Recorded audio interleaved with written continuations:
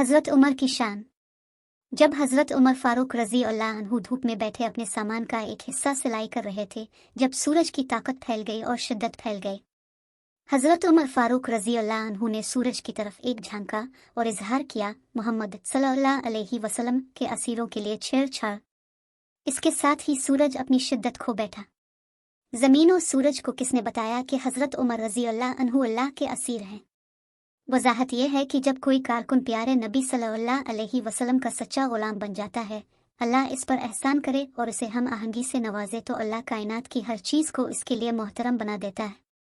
एक औरत नबी करीम सल्लल्लाहु अलैहि वसल्लम के पास आई और अपने आधे हिस्से को पुकारा कि आप सल्लल्लाहु अलैहि वसल्लम ने अपने साथियों का अपने घर में बहुत ज़्यादा इस्तकबाल किया और वो खाना तैयार करने और आपकी हमदर्दी से तंग आ गई। अब सल्लल्लाहु अलैहि वसल्लम ने कोई जवाब नहीं दिया और वो खातून वापस आ गई। कुछ देर बाद रसूल अल्लाह सल्लल्लाहु अलैहि वसल्लम ने इस खातून को बुलाया और फरमाया कि मैं आज तुम्हारे पास आया हूँ। वो शख्स गैर मामूली तौर पर खुश था और घर वापस आया और अपने अहम दूसरे को बता दिया कि अल्लाह का कोरियर खुदा इस पर फजल करे और इसे हम आहंगी से नवाजे, आज हमारे मेहमान हैं। इसका बेहतर निस्फ पुरजोश था और मुअस्सिर तरीके से पैसे के इंतज़ाम के वक्त और मशक्क़त के ज़रिए हर फ़ायदामंद चीज़ को तरतीब देने लगा। इस गैर मामूली सलाम के बाद अल्लाह के कुरियर ने इस शख्स के साथ इश्तिराक किया, अपने अहम दूसरे को नसीहत करें कि वो इस दाखिली रास्ते पर जहाँ से मैं जाऊँगा झांकना जारी रखी।